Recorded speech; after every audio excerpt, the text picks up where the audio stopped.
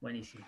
Bueno, ahora sí, formalmente, bienvenidos a todos y muchas gracias por estar aquí en esta charla. Vanina Fiorini, para los que ya escucharon, bueno, es argentina. Hoy nos va a presentar una charla sobre el parasitismo de cría del tordo renegrido. Y bueno, y ya de paso, los invito también a la semana que viene a una charla sobre clasificación y estado de conservación de nuestros montes, que es el jueves. A cargo de Natalia, ayúdame, que no recuerdo el audio, Natalia. Es el martes 20. Martes El 20, martes perdón, martes 20 20. con Alejandra Betancourt. Buenísimo. Gracias, Natalia. Ahora sí le Alejandra doy Betancourt. paso a Vanina. Así que gracias y bueno, queda en ti, Vanina. Listo. Bueno, ¿qué tal? Buenas tardes a todos. Muchas gracias por estar aquí. Les voy a compartir pantalla, así podemos empezar con la presentación. Ahí está.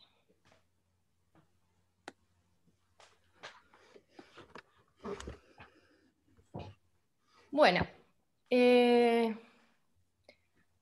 el trabajo que les voy a presentar o la charla que les voy a dar hoy es sobre el parasitismo de cría del tordo renegrido. Le agregamos un intruso en mi nido.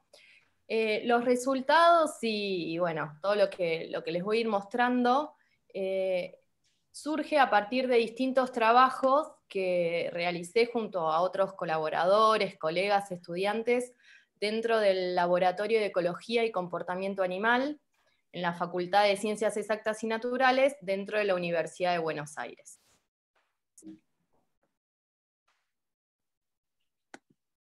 Bueno, entonces para empezar les quiero explicar un poco qué es el parasitismo de cría obligado en aves. Esta es una estrategia reproductiva que tienen algunas aves, solamente el 1% de todas las especies se reproduce de esta manera, y estas especies han perdido completamente la capacidad de construir sus nidos, de incubar sus huevos y de cuidar y alimentar a sus pichones.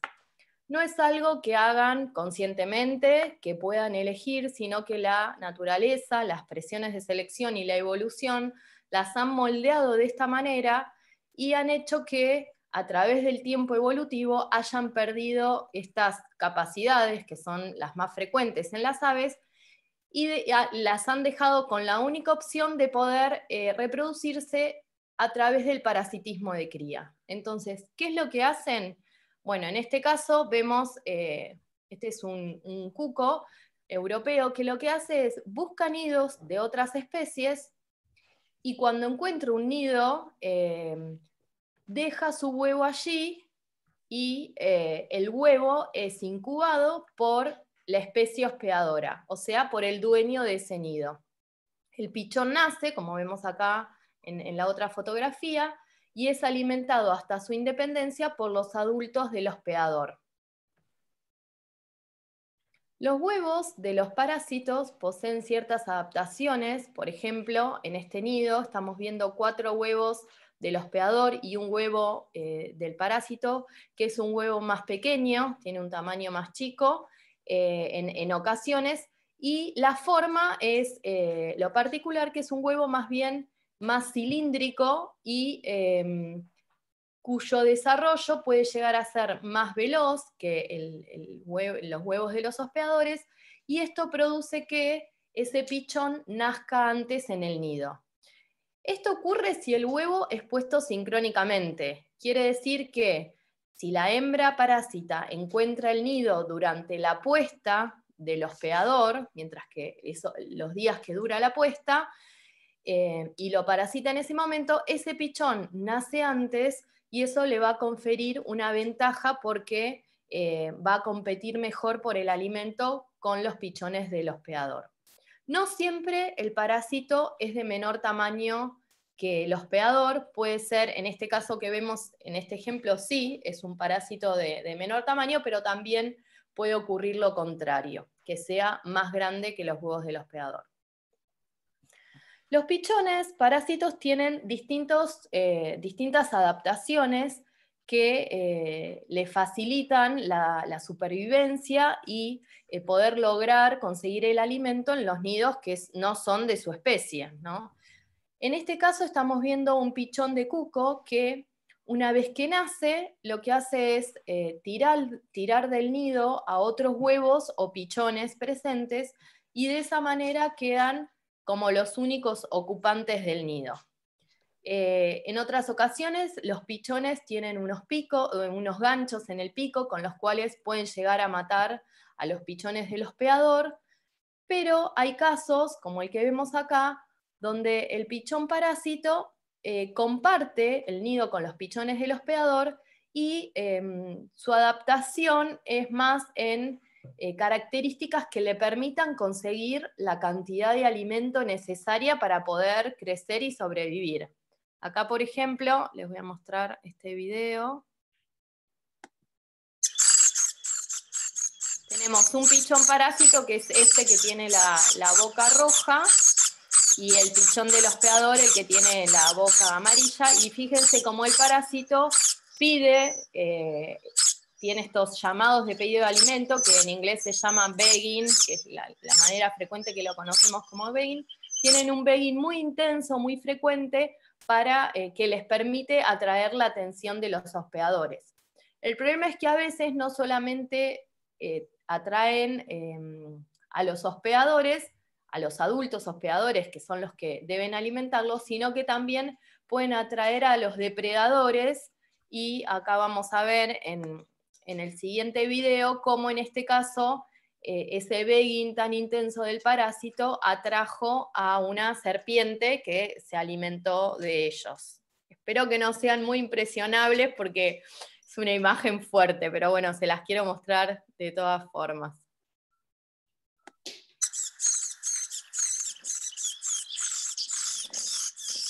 Ahí está como la serpiente se lleva primero, ese es un pichón del hospedador, y bueno, pero seguramente después vuelve y se alimenta también del pichón parásito. Entonces, bueno, esta estrategia en algunos casos tiene costos aparejados. Para el hospedador, costos muy altos, porque el hospedador está invirtiendo tiempo y energía en alimentar y en cuidar un pichón que no es propio.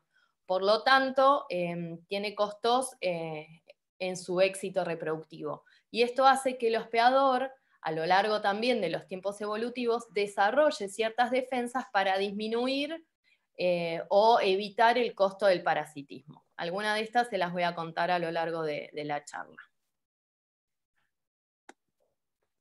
Bueno, en esta charla yo me voy a centrar en el parásito de cría tordo renegrido, Molotrus bonariensis. Acá estamos viendo una hembra que es de color parduzco, grisácea, y este es el macho, que es de color negro, con unas tonalidades iridiscentes, verdosas, violáceas, y bueno, el nombre deriva de su plumaje, el nombre de la especie, el nombre común de la especie. La distribución del tordo renegrido es neotropical, o sea, se ubican en Sudamérica, en la mayor parte de Sudamérica, y también en Centroamérica, llegando a través de su distribución hasta el sur de Estados Unidos. Es un parásito generalista, y esto implica que no parasita solamente a una especie, sino que tiene varios hospedadores. Algunos son pequeños, como la ratona común o como el chingolo, pero también tiene hospedadores de mayor tamaño corporal al mismo tordo, como este que vemos acá, que es el pecho amarillo, Pseudoleistes virensis, o Mimus saturninus, la calandria grande. Los trabajos que nosotros venimos desarrollando en el laboratorio están realizados principalmente en nidos de dos hospedadores, de la ratona común, que es un hospedador pequeño, y de la calandria grande, que es un hospedador grande del tordo renegrido. En este caso les voy a ir mostrando algunas fotos como para que vean cómo es el sistema de trabajo en el que nosotros estamos involucrados. Esta es la foto de un nido de la ratona que está realizado, construido dentro de una caja nido. Como ellas utilizan cavidades para construir sus nidos, nosotros en el sitio de estudio tenemos ubicadas unas 150 cajas nidos que son utilizadas en una gran medida por las ratonas, y esto nos facilita mucho lo que es el trabajo diario de revisión de los nidos. Acá vemos entonces 4 huevos de ratona y un huevo de tordo renegrido. Esta es la diferencia de tamaño entre los pichones de ratona y el pichón de tordo renegrido. Fíjense que los de ratona son mucho más chiquitos. En cambio, en este caso, tenemos un nido de calandria grande, donde observamos que hay 3 huevos del hospedador y un huevo parásito. Así se ve el nido de calandria. Acá volvemos a tener 3 pichones del hospedador y 1 de tordo, y en esta foto podemos ver un poco más de cerca.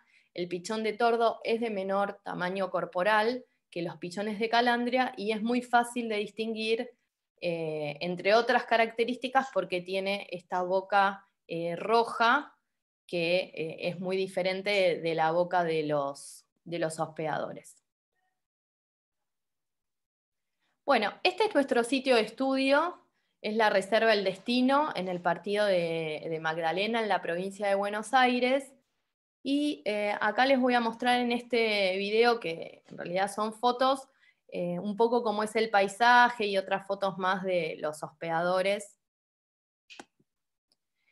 El paisaje, el entorno, el ambiente es un pastizal con montes de tala y coronillos donde se encuentran ubicados, les quería mostrar una cosita acá antes, ahí está, los montes de tala y coronillo donde las calandrias construyen sus nidos y donde también tenemos ubicadas las cajas nidos que utilizan las ratonas.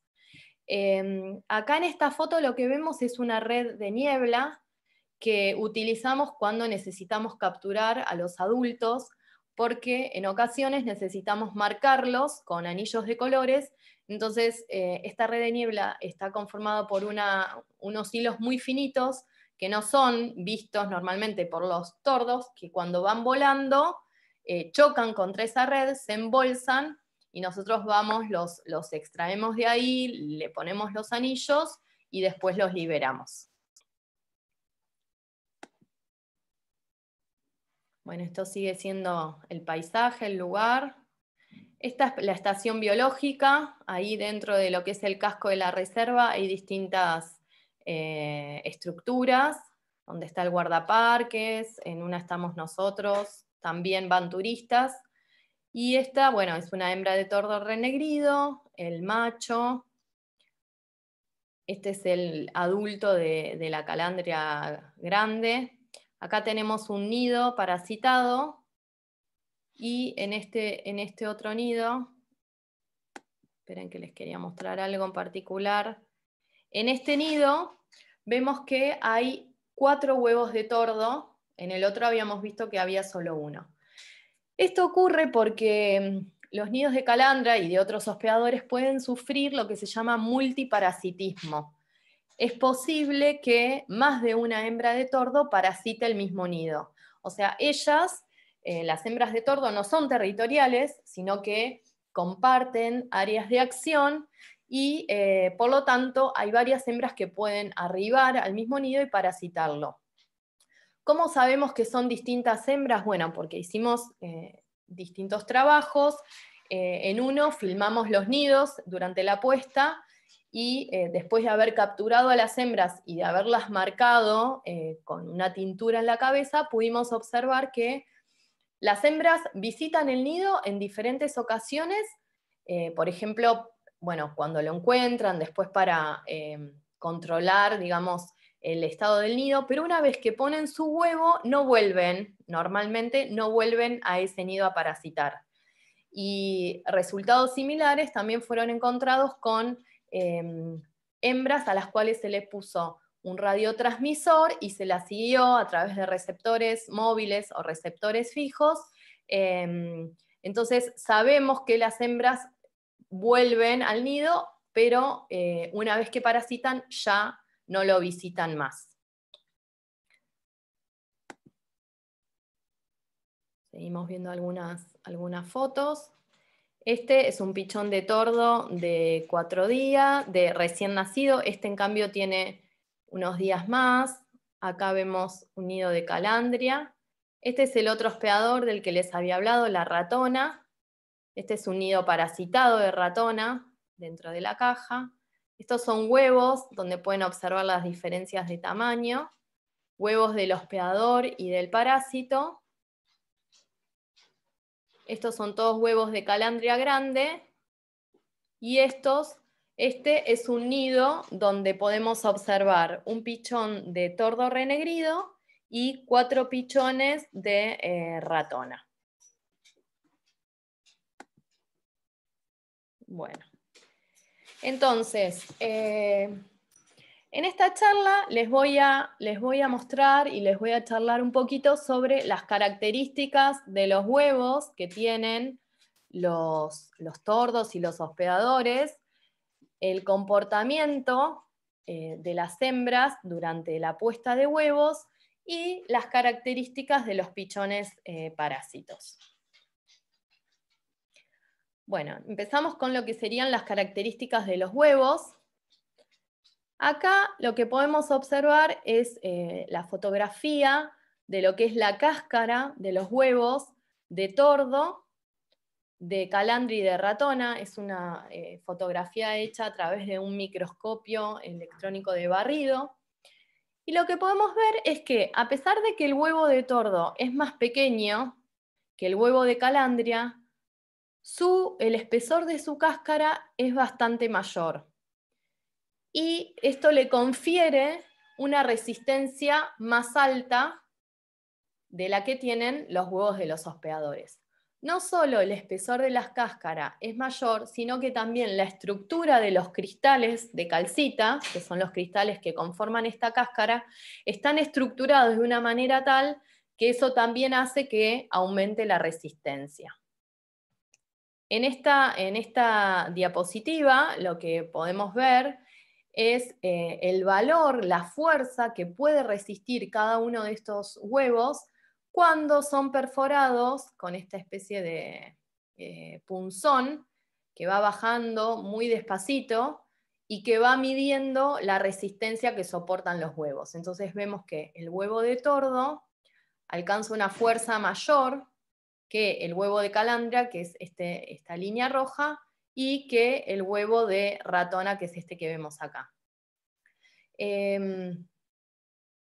Perdón, entonces, esta mayor resistencia está asociada a los beneficios que le trae a la hembra cuando parasita el nido de su hospedador. Porque ahora les voy a contar cómo es el comportamiento de las hembras de tordo renegrido cuando visitan los nidos, y ahí van a entender un poquito mejor a qué me estoy refiriendo en relación a la ventaja de estos huevos más resistentes. Acá en este video vamos a observar una hembra de tordo que está por llegar al nido de calandria. Ahí vemos el nido, vemos que hay como un revuelo. Llega la hembra de tordo, empieza a picotear esos huevos tratando de punzar alguno. Las calandrias la agreden tratando de evitar que la torda parasite el nido, pero no lo logran. Acá se ve el huevo nuevo que puso recién la hembra de tordo, y bueno, no logran evitar el parasitismo. Ahora, en el siguiente video vamos a ver algo similar, pero desde más cerca. Entonces tenemos los 4 huevos del hospedador, llega la hembra parásita.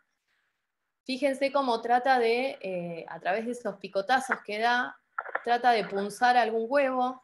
Ahí sale de imagen porque la calandria la está agrediendo, insiste en perforar alguno de los huevos, y mientras que las calandrias la están agrediendo, ella van a ver que logra poner su huevo y parasitar el nido. Estira un poco las patas y deja caer su huevo en el nido. Y después deja el nido como puede, ¿no? Entonces, lo que observamos es que en esta puesta de huevos que realizan la hembra, por un lado, ella no se agacha en el fondo del nido como suelen hacer normalmente las aves para poner su huevo. Al contrario, estira sus patas, entonces el huevo cae desde cierta altura. Aproximadamente medimos que es una altura de 6 centímetros en los nidos de ratona y de 5 centímetros y medio en los nidos de calandria.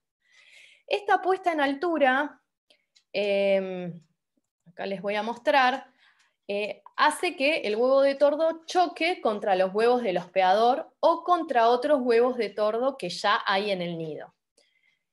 Y si choca contra huevos del hospedador, es frecuente que estos se abollen, como vemos en esta foto, en esta otra, ¿sí?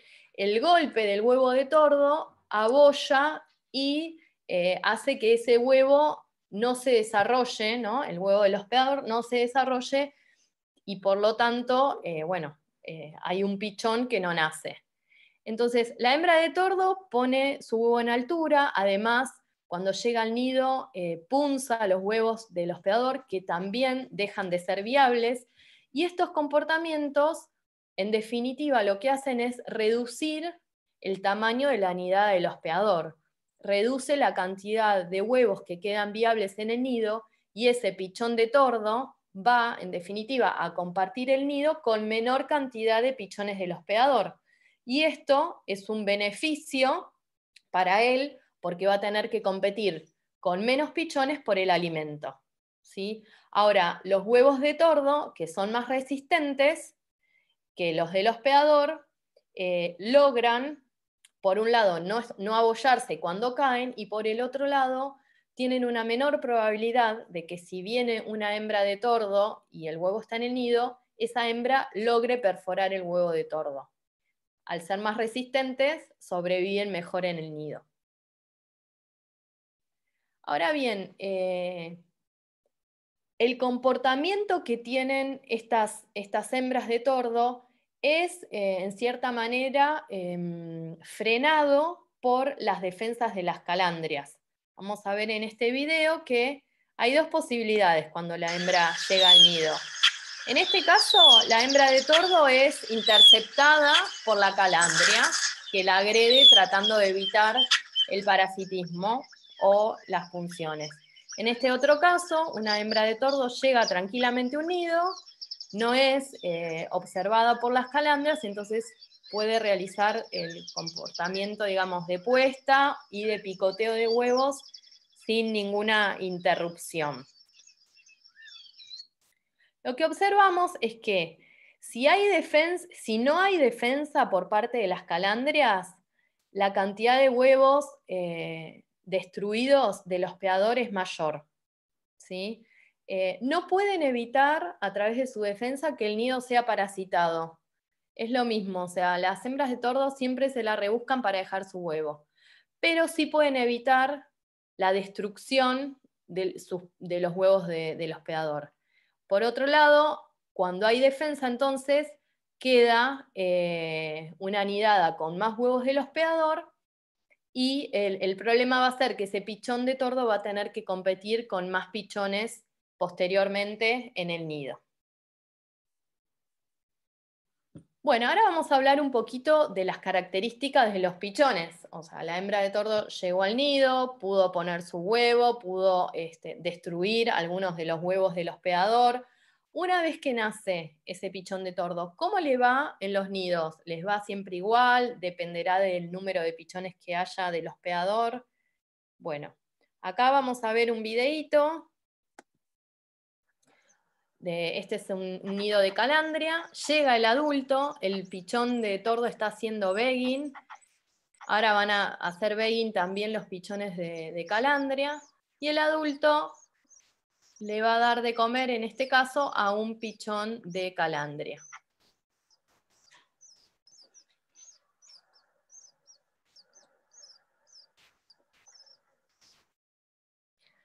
¿Qué es lo que observamos nosotros? Bueno, hay diferencias en relación o en función del hospedador en el cual el tordo se encuentra. En los nidos de ratona, que es este gráfico que vemos acá, podemos observar en este eje el peso que van ganando los pichones de tordo a medida que van pasando los días desde su nacimiento.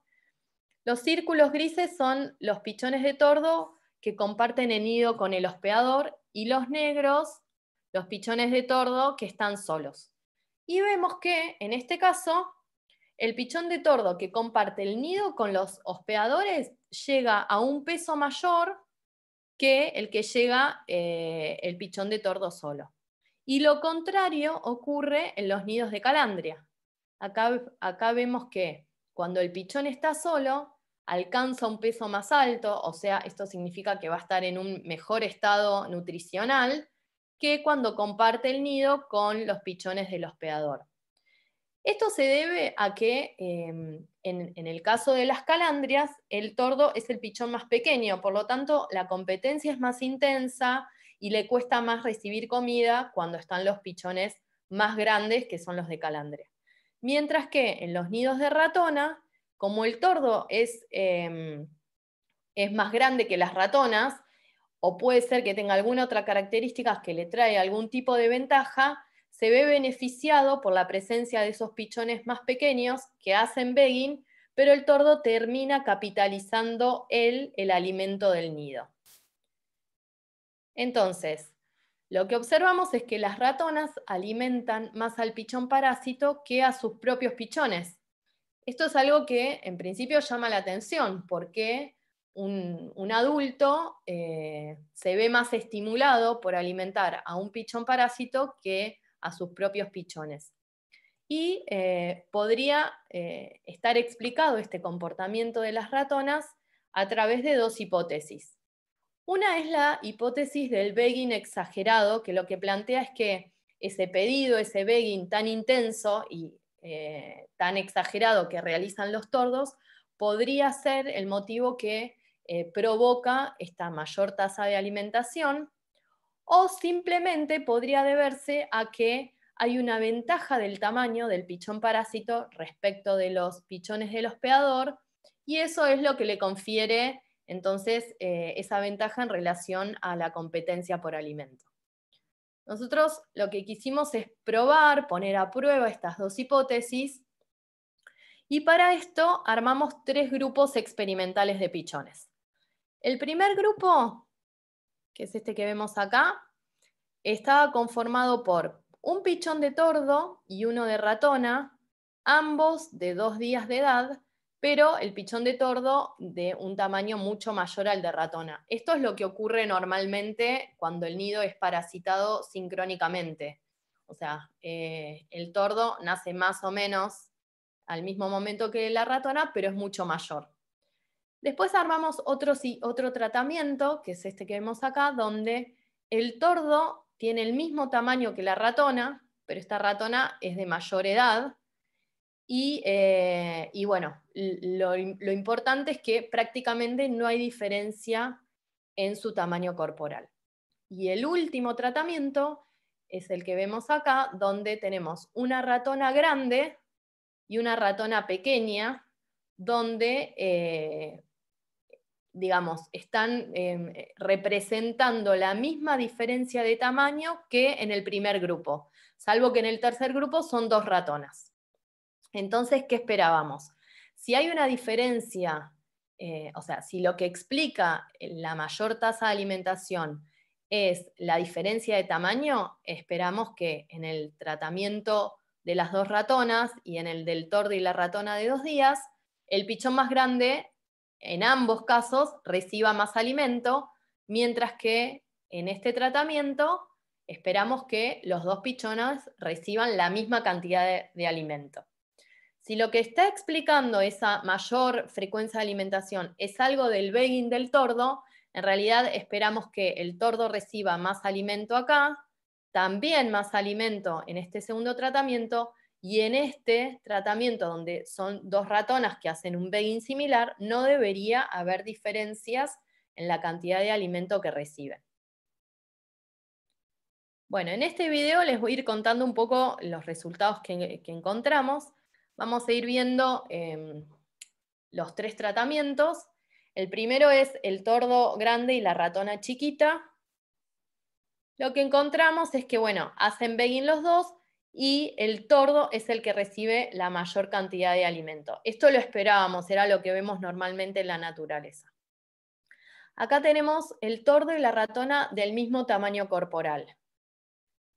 Ahí el adulto recibe el alimento. Ambos pichones hacen begging, son muy similares en tamaño, y lo que observamos es que el adulto recibe, les da comida en la misma proporción a los dos.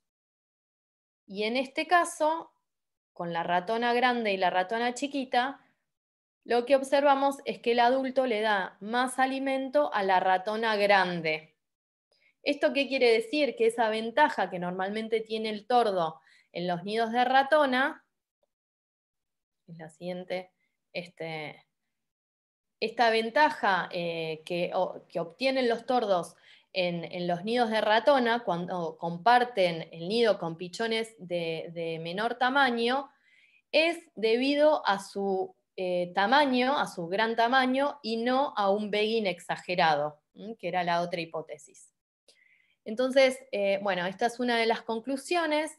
Después, repasando un poco lo que les había comentado anteriormente, podemos decir también que en los nidos de calandria, el comportamiento de punción de huevos disminuye el tamaño de la nidada del hospedador, y por lo tanto estaría disminuyendo también la futura competencia que va a sentir el pichón de tordo en esos nidos.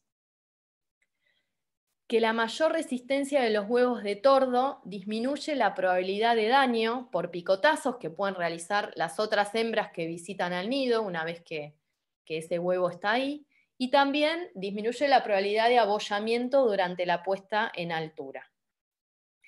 Y por último, las características de los huevos parásitos, junto al comportamiento de las hembras de tordo y las adaptaciones de los pichones, explican el éxito del tordo renegrido en nidos de distintos hospedadores. Y bueno, con este videíto, donde vemos una calandria que fue parasitada por 3 hembras y 3 volantones, que la siguen durante un largo periodo en el territorio hasta que se independizan, es que me despido y bueno, quedo para cualquier pregunta que me quieran realizar. Bien. Bueno, primero que nada, buenísimo, Vanina. A mí me encantó. Muy, o sea, muy claro todo. Gracias.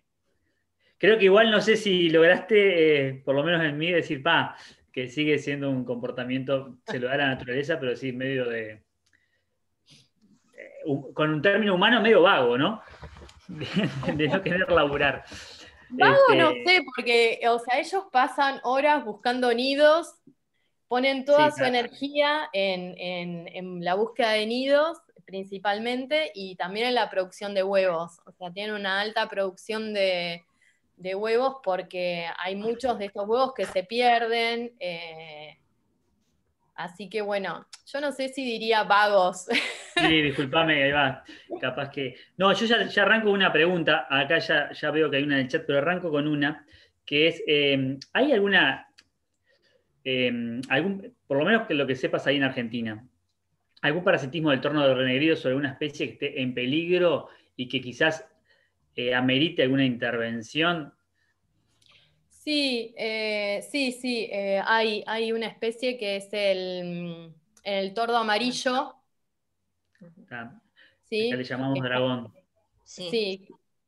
No, creo que dragón ustedes le llaman al pecho amarillo. No, no, No, no, el no, pecho. al dragón, al tordo amarillo. Ok, al tordo amarillo. Bueno, que está en peligro y que además, sí, los nidos a veces sufren parasitismo.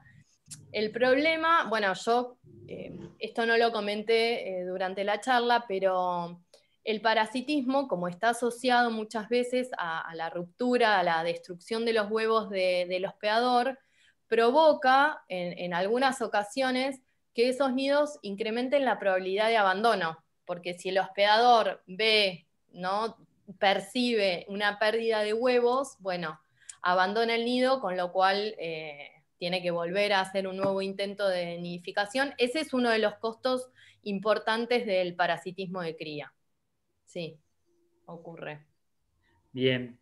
Bueno, empiezo antes quizá ahí ya hay una persona que dio la palabra. Ya voy Moto 6 Plus, que es como figura, ya te doy la palabra. Voy a leer una pregunta de Diana Ferraro. ¿La hembra de tordo siempre pone un huevo por nido parasitado?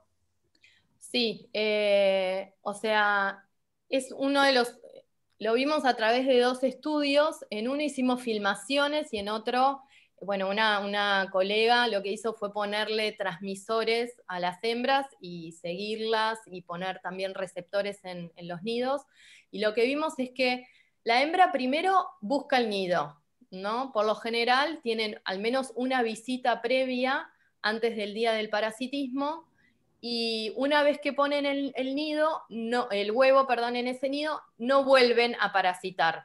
Es lo más frecuente. En algunas ocasiones sí hubo 2 eventos de parasitismo por parte de la misma hembra, pero es muy poquito. Por lo general ponen un huevo por nido y ya está. Bien, bueno, buenísimo. Le voy a dar la palabra acá a un señor que levantó la mano y aprovecho a decir que hay un montón de comentarios muy positivos, Vanina, de que lo mismo que te dije yo cuando arranqué, muy, muy clara la explicación, muy bien explicados, la verdad que mucha gente muy agradecida. Bueno, le doy la palabra Gracias. a este señor y luego leo otra pregunta que hay. A un Sí. segundo, estoy tratando de reactivar el audio. Ahí, listo, a ver. Ahí tenés la Me- palabra, ahí. buena- Buenas noches, Vanina. Mi nombre es Héctor Seri, médico Hola, veterinario. Héctor. Es un gusto escucharte y la explicación que diste fue espectacular, impecable. Lo que te quería consultar, ¿en qué medida esta actitud de parasitismo compromete o hasta qué punto compromete la especie parasitada? Eso depende en realidad de en qué condición se encuentre la especie, digamos, en qué estado de conservación. Por ejemplo, en el caso de las calandrias o de las ratonas, que son especies muy comunes, no tienen, digamos, ningún tipo de preocupación no están vulnerables ni nada, la verdad es que por más que el costo sea alto, no se ve afectado su grado de conservación. Ahora, en el tordo amarillo, y supongo que tal vez en alguna otra especie también que sí esté en peligro, entonces el parasitismo puede llegar a ser un riesgo para su conservación, pero es dependiente del hospedador. Esto es, o sea, la naturaleza a pleno y dejemos que siga. ¿En qué sentido? No, digo que las conclusiones son de que esto ocurre naturalmente y es Sí, en función de la supervivencia de las 2 especies, tanto el claro. parasitado como el parásito. Sí, o sea, hay ciertas condiciones que favorecen la presencia de los parásitos en la zona, que bueno, eso por ejemplo en ambientes no tan naturales, sino más transformados por la ganadería o la agricultura, eso favorece la presencia de los tordos, con lo cual, bueno, como ocurre siempre, ¿no? La modificación de los ambientes tiene un efecto sobre las especies que están allí. Para algunas puede ser favorable y para otras desfavorables por el cambio de ambiente y porque también en este caso, bueno, el incremento de la población de parásitos podría tener un costo mayor sobre los hospedadores y más si están en algún grado de vulnerabilidad. Muchísimas gracias, doctora, y fue linda tu charla. Muy amable. Gracias, Héctor. Bueno, seguimos leyéndote. Karina Benítez pregunta, Vanina, ¿el ave parasitada no se da cuenta que tiene un pichón diferente? Lo pregunta en el sentido de que si reconoce a la torda, ¿no? A la hembra de Sí. tordo cuando va a parasitar, es como que puede reconocer a otra especie. Entonces dice, cuando ya se Sí, convierte su pichón en característica de tordo, sí, ¿por qué no lo reconoce? tal cual. Eso es una pregunta muy interesante. Yo no puntualicé sobre eso, pero bueno, el tema es así. Es increíble para nosotros porque podemos percibir la diferencia que hay entre un huevo parásito y un huevo del hospedador, pero hay hospedadores que no tienen esa capacidad de poder discernirlos, entonces por más que, como vimos, la calandria está viendo que llega una hembra de tordo, que la hembra picotea los huevos y deja el suyo, una vez que la torda se va, a veces vemos en los videos que se queda mirando la nidada y no hace nada, o sea, los incuba y los incuba a todos porque no los puede diferenciar, y tampoco a los pichones. En algunos otros casos, hospedadores del tordo y hospedadores también de otros parásitos, sí pueden diferenciar y pueden discriminar a ese huevo, y en esos casos lo remueven, lo sacan del nido y evitan el costo de criar un pichón extraño. Pero bueno, justo en el caso de la calandria, solamente reconoce los huevos blancos de tordo, porque los tordos ponen huevos muy polimórficos, o sea, hay algunos que son completamente blancos, otros muy manchados. Si la calandria recibe un huevo blanco, lo reconoce y lo saca del nido. Después los manchados no. Y los pichones nunca los saca. No, siempre los alimenta y los cría como propios. Bien, buenísimo. Bueno, María Inés te hace una pregunta que te enlazo con la que hizo Pancho. Ella pregunta, ¿cuáles son las razones evolutivas del parasitismo? Y Pancho pregunta si el parasitismo es evolución o involución. No, es evolución en el sentido de que el origen de estas especies fue una especie que construía su nido, incubaba sus huevos y cuidaba sus pichones, o sea, es un carácter derivado. Y el origen es posiblemente lo que debe haber ocurrido es que dentro de primero una especie de ave normal, por llamarla de alguna manera, alguna empezó a dejar algunos huevos dentro de los nidos de conespecíficos, y eso le habrá conferido alguna ventaja adaptativa, tal vez empezaron a dejar más pichones, esos pichones a la vez continuaron con este comportamiento de parasitismo al principio intraespecífico, bueno, y después algunas variantes que van surgiendo, como, bueno, en vez de parasitar un nido de la misma especie, parasitar un nido de otra, fue exitoso, y bueno, así como se van, en cierta manera, seleccionando a través de, bueno, ciertos rasgos por selección natural, se habrán seleccionado este rasgo de parasitismo que le confirió ventajas adaptativas, y bueno, de esa manera evolucionó una especie parásita de cría, por ventajas respecto a individuos que no tenían este comportamiento. Bien, seguimos. Karina pregunta, ahora pregunta si es más frecuente que parasiten nidos de aves de un tamaño determinado, ya que si bien parasitan múltiples especies, ¿tiene alguna preferencia en aves pequeñas, por ejemplo? Bueno, tú hablaste de la calandria y de la ratonera, obviamente tenemos ahí una ave más grande y una ave más pequeña. La pregunta sería entonces si hay una preferencia sobre las aves más pequeñas sobre las más grandes, como estrategia o no. En esta especie en particular vemos que tienen una variabilidad grande. Ahora, el tordo cabeza marrón, que se encuentra en Estados Unidos, sí tiene preferencia por aves, por especies más pequeñas. Así que bueno, eso depende un poco también del parásito. No es que hay un patrón fijo, sino que depende en realidad del parásito y también de la disponibilidad de hospedadores que haya en el área de distribución, ¿no? Porque, bueno, eso también afecta un poco la selección. Buenísimo. Bueno, siguen las felicitaciones, los agradecimientos, impresionante. Una consulta con respecto a eso, que en la nota hablabas del imprinting, que era sí, que si un tordo crecía en el nido y había sido criado por una calandria, que iba a ser como más probable que en el futuro parasitara, no sé si lo entendí bien yo, sí, parasitara esa especie, sí, o por la forma del nido también que se guiara. Sí. Bueno, hay una investigadora en el laboratorio, Bettina Mahler, que hizo un estudio genético en el cual ella lo que encontró es que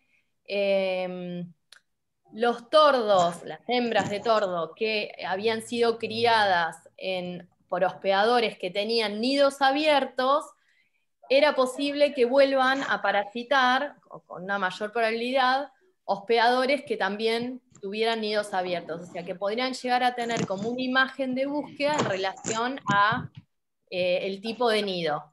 Y ella podía diferenciar entre nidos abiertos y nidos cerrados. Porque bueno, es interesante pensar cómo hace, ¿no?, la hembra una vez que se independiza y que madura, cómo hace para poder encontrar un nido adecuado que le sirva para parasitar. Entonces podría tener que ver con no tanto la morfología del hospedador, en este caso, sino con las características de los nidos. Bien. Bueno, sigo. Acá muy buena la charla, si bien no cae simpático, los parásitos en general cumplen un rol ecológico, dijo Ana. Y antes de darle la palabra a Rafael Tosi, que la pidió, te dio otra. Un segundo. Eduardo, hay otra ave que parasita además del tordo renegrido en nuestra zona. ¿Qué pasa con el tordo músico? ¿También parasita?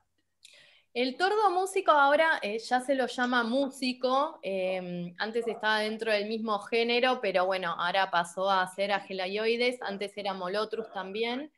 El músico es hospedador del tordo pico corto, que es Molotrus rufoaxillaris.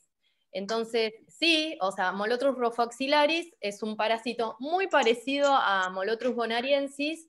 De hecho, están en la misma zona de estudio, tenemos a los dos, y bueno, parasita prácticamente y exclusivamente al músico. O sea, es un parásito especialista, a diferencia del tordo renegrido, que es un parásito generalista. El músico lo que hace es utilizar nidos nidos viejos, de hornero o de esturnáridos. Utiliza esos nidos para terminar ahí de construir su nido, pero no parasita a otras especies. Bueno, le voy a dar la palabra entonces ahora a Rafael. Rafael Tosi, ya te activo el micrófono, así. Mauricio, hay alguien que está con el micrófono abierto. Sí, A ver si te era puedes Héctor. silenciar. Ahí está. Listo. Listo, Rafael. Buenas, hola Vanina, ¿cómo estás? Hola, Muchas ¿qué gracias. tal? ¿Cómo ¿Anda va? bien? ¿Todo bien, sí, vos? Buenazo, muy bien.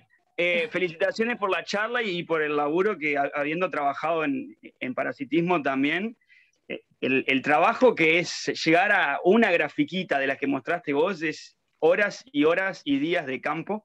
Así que felicitaciones a todos los que estudiaron eso. Y tenía dos preguntitas para hacerte. Una, ¿qué otros hospedadores tiene el tordo que usa con bastante intensidad en donde están ustedes? O frecuencia, mejor dicho. Y los más frecuentes son, bueno, estos dos en los que estuvimos trabajando. Me hiciste acordar que quería mostrar una diapo más donde estaban, bueno, varios de los coautores y ¿cómo es? La dirección de la página, ahora que me dijiste, porque obviamente esto es un trabajo que desarrollamos muchas personas. O sea, yo estoy presentando esto, pero somos un montón los involucrados. A ver, perdón, ahí está. Bueno, y después vos me hablabas de otros hospedadores en la zona. Encontramos también parasitismo en el zorzal colorado, en el chingolo, pecho colorado también. Esos principalmente. Bien. ¿Y Chingolo tiene muchos nidos Sí, parasitados? sí, pero no tanto como, por ejemplo, la calandria. O sea, la calandria tiene una frecuencia altísima, como más o menos, puede llegar a 70. 85, 80, más del 80% de los nidos parasitados, depende del año, y con una media de 3 huevos de tordo por nido. O sea, Sí, yo encontré algo parecido en Uruguay, en Canelones. Lo que sí te preguntaba por el chingolo, porque encontré muy pocos nidos de chingolo parasitado. Y acá la diferencia es que acá en Uruguay parasitan horneros, que en Argentina no lo hacen. sí, los Entonces, parasitan a veces, sí. ¿los Sí. parasitan y lo llegan a criar? Eso no lo veo tanto, Mm. no es algo muy frecuente, pero sí hemos visto nidos con huevos de tordo. Interesante, porque no es que, Sí. claro, bueno, el tordo acá, parasitando horneros es bastante más común que allá, y bueno, ahí viene toda la mano el que los tordos acá tienen huevos más grandes y el hornero entonces no lo rechaza como rechaza por tamaño. Sí. Es todo otro tema. Y la otra pregunta perdón, y eso venía de la mano de que acá como encontré pocos chingolos, yo pensaba que en algún momento estaría interesante ver si al obtener el recurso hornero, cuando pone huevos más grandes, podría utilizarlo más, porque el hornero tiene una eficiencia reproductiva que es muy alta.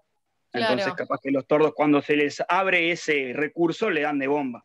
Y capaz que dejaban de lado a otros operadores como capaz un chingolo. Se me había ocurrido a mí. Claro, Hay que sí, estudiarlo, estaría ¿no? bueno ver acá en Magdalena qué pasa ahí en la reserva y evaluar frecuencia en otros, o sea, más a nivel comunidad de distintos operadores. Y bueno, se podría probar esto que estás diciendo tranquilamente.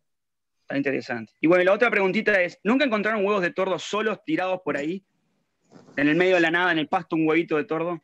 Mira, alguna que otra vez, en 20 años lo habré visto una vez o dos, ¿En prácticamente serio? nunca. Sí. Mirá. Yo No, no. en 3 años había encontrado 5 o 6. Entonces siempre tuve esa pregunta de cómo podrían atribuirse. Si eran No, rechazados por algún hospedador claro. y tirados, o Sí. hembras que no encontraron nido esa noche para parasitar y lo dejaron ahí. Nunca entendí que podría pasar. Sí. Yo pienso más que puede llegar a ser la opción de que fue un huevo rechazado de algún nido. Bien. Porque es como, por más que no encuentre nido, pero bueno, depende si está justo abajo de un árbol o ahí en el medio del campo, porque no sé. Pienso Sí. más posible que sea rechazo. Muy bien. Muchas gracias y saludos a la banda por allá. Bueno, gracias, Rafa. Chau, chau. Bueno, sigo con la pregunta. Rosina de los Reyes dice, muy buena la charla, consulta. ¿Se independizan todos a la misma vez? He visto que siempre andan los volantones ellos solos, demandando a la madre que le toque. Sí, bueno, eso es un tema que estamos estudiando con Ignacio, con Nacho Crudele, que anda por ahí. El tema de qué pasa una vez que los pichones dejan el nido, o sea, se vuelven volantones, cuánto tiempo están en el territorio antes de independizarse, en qué momento lo hacen. Hasta ahora lo que hicimos fue ponerle radiotransmisores a los volantones, seguirlos con antenas móviles y con receptores fijos, y observamos que están en el territorio aproximadamente 40 días más o menos. Después empiezan a irse del territorio, unirse a bandadas de conespecíficos, pero vuelven. Vimos eso que nos sorprendió porque pensábamos que una vez que se iban no volvían más, sin embargo detectamos que volvían al territorio de sus padres adoptivos, digamos, y no creo que lo hagan exactamente todos ni en el mismo momento ni en el mismo día. Debe ser, no lo tenemos en claro todavía, pero debe ser algo un poco variable con un rango, ¿no? Con un rango de más o menos algunos días, no son como maquinitas, sino que bueno, es algo que va cambiando. Bien, ahí con algo que dijiste hay otra pregunta que hace a eso, ¿no? Cuando dijiste que se van con lo de su misma especie. Valeria pregunta, ¿cómo hace el tordo justamente cuando abandona el nido para reconocer a lo de su especie, ¿no? Ya que fue criado por otra especie? Claro. Bueno, también forma parte del doctorado de Nacho, donde lo que está estudiando es justamente cómo es el reconocimiento con específico. Hay una hipótesis que lo que plantea, digamos, la hipótesis surge de datos a partir de Molotru Sater, que es el tordo cabeza marrón, el que está en Estados Unidos, que lo que se plantea es que los volantones o los juveniles reconocen algo, en este caso una vocalización de la hembra de tordo, que se llama chatter call, que es un tipo de vocalización especial, y eso funcionaría como una llave que abre un cerrojo, y que si el volantón o el juvenil reconoce esa vocalización, entonces a partir de ahí aprende las características del emisor de la vocalización e interpreta y va aprendiendo. De hecho, estamos viendo con Nacho que, digamos, tienen un imprinting con los individuos que producen esa vocalización. Entonces, eso es lo que abriría, digamos, la puerta para que se produzca el reconocimiento del conespecífico. ¿Se entiende? Bien, sí. Sí. Bueno, y tenemos, Vanina, una última pregunta, que es de Karina nuevamente, que dice, ¿todos los begins de los parásitos son iguales o varían acorde al hospedador? Y en la misma pregunta, ¿de qué depende la diferencia del color del huevo? ¿Del hospedador? O sea, si la diferencia del tordo a poner huevo depende del huevo del No hospedador. depende del hospedador, como sí ocurre en otras aves parásitas, por ejemplo, en los cucos en Europa, sí. Hay razas en ese caso, hospedador específicas, es una misma especie, pero las hembras tienen huevos que son miméticos con los huevos de su hospedador. En el tordo no. Es algo que tiene que ver con una cuestión genética de las hembras. Ellas sí mantienen la misma coloración en los distintos huevos, pero bueno, no está relacionado con el hospedador. De hecho, a veces ponen huevos blancos, hay hembras que ponen huevos blancos que parasitan a hospedadores que ponen huevos manchados. Por ejemplo, este caso que le contaba de hembras que pusieron huevos blancos en nidos de calandria. Así que no depende del hospedador. Y la primera parte de la pregunta, ¿qué decía? Si todos los begins de los parásitos son iguales o varían acorde al hospedador.